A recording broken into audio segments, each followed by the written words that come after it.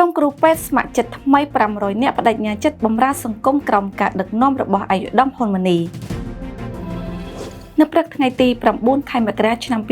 2026 អាយុធម ហ៊ុនម៉ាណី ប្រធានសហភាពសហព័ន្ធយុវជនកម្ពុជា បានអញ្ជើញជួបសំណេះសំណាលជាមួយសមាជិកថ្មីចំនួន 500 នាក់ នៃក្រុមគ្រូពេទ្យស្ម័គ្រចិត្តអាយុធម ហ៊ុនម៉ាណី ប្រចាំសាកលវិទ្យាល័យវិទ្យាសាស្ត្រសុខាភិបាលក្នុងបរិយាកាសកក់ក្ដៅនិងពោរពេញដោយស្មារតីមនុស្សធម៌ ពិធីនេះមានការចូលរួមពីអាយុធមបណ្ឌិតសាស្ត្រាចារ្យ សុផុន វឌ្ឍនៈ សាកលវិទ្យាល័យនៃសាកលវិទ្យាល័យវិទ្យាសាស្ត្រសុខាភិបាល និងជាអនុប្រធានប្រតិបត្តិក្រុមការងារគ្រូពេទ្យស្ម័គ្រចិត្តអាយុធម ហ៊ុនម៉ាណី ព្រមទាំងអាយុធមលោកជំទាវថ្នាក់ដឹកនាំសសយុកនិងសមាជិកសមាជិកានៃក្រុមការងារក្រុមគ្រូពេទ្យស្ម័គ្រចិត្តប្រចាំសាកលវិទ្យាល័យជាច្រើនរូបផងដែរក្នុងកិច្ចចាប់ផ្ដើមអាយុធមបណ្ឌិតសាស្ត្រាចារ្យ សុផុន វឌ្ឍនៈ បានថ្លែងស្វាគមន៍និងសម្ដែងអំណរអគុណយ៉ាងជ្រាលជ្រៅចំពោះវត្តមានដ៏ខ្ពង់ខ្ពស់របស់អាយុធម ហ៊ុនម៉ាណី ដែលបានអញ្ជើញចូលរួមជាអធិបតីជាមួយគ្នានេះអាយុធមបានរាយការណ៍អំពីសមិទ្ធផលសំខាន់ៗរបស់ក្រុមការងារគ្រូពេទ្យស្ម័គ្រចិត្តប្រចាំ UHS ក្នុងរយៈពេល 14 ឆ្នាំកន្លងមកមានការរីកចម្រើននៃកម្លាំងគ្រូពេទ្យស្ម័គ្រចិត្តការពង្រីកសេវាថែទាំនិងព្យាបាលសុខភាពដោយឥតគិតថ្លៃជូនប្រជាពលរដ្ឋនិងប្រជាជនភាគសឹកក៏ដូចជាការបណ្ដុះបណ្ដាលស្មារតីមនុស្សធម៌និងសីលធម៌វិជ្ជាជីវៈដោយភ្ជាប់ជាមួយអត្តសញ្ញាណស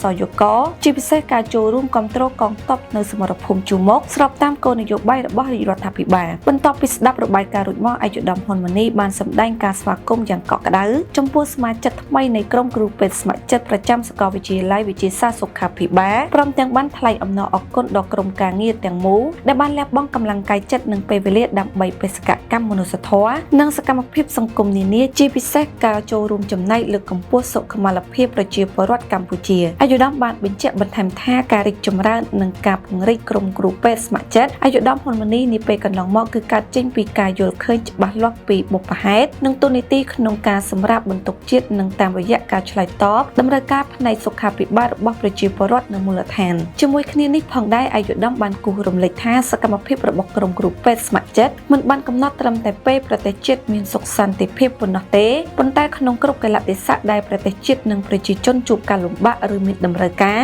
ក្រុមគ្រូពេទ្យស្ម័គ្រចិត្តតែងតែចូលរួមយ៉ាងសកម្មតាមសមត្ថភាពនិងលទ្ធភាពដែលនេះបង្ហាញពីឆន្ទៈដ៏មាំមួនក្នុងការបម្រើប្រទេសជាតិនិងប្រជាជន